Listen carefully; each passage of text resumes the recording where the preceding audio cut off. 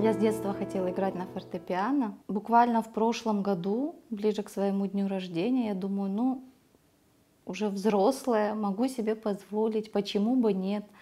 Мужу говорю, хочу себе вот пианино, просто для самообразования, поучиться. Нашла пианино в Феодосии, увидела, мне понравился вот этот фасад, вот резной орех. Как бы у меня музобразования нет, поэтому понравился фасад. И как бы я выбирала по наружке. Клавиши западали. И в итоге я долго искала настройщика, не могла найти. Как бы у нас тут в Судаке тяжело. Искала настройщика, нарвалась на Сейранага Гафарова в Симферополе. Его золотыми руками вот это фортепиано снова ожило. Весь механизм он отреставрировал, настроил. И оно зазвучало. А по внутреннему механизму, он мне говорит, когда мне продали, мне сказали, оно где-то середины прошлого века. А вот мне мысль все не дает покоя.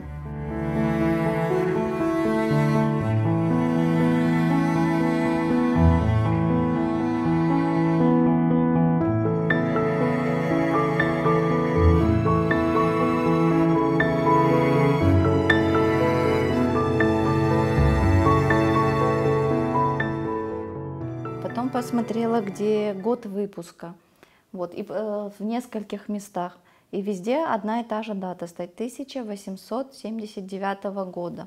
Оказалось, оно еще и позапрошлого века. Оно создано в единственном экземпляре. Вот, привезли специально для музыканта, который давал концерты для, я так понимаю, высоких военных чинов в Феодосии. Вот, и привезли ему специально в дар. Вот, это было во время войны. Насколько мне известно, сделана вот эта резьба орех, клавиши слоновая кость.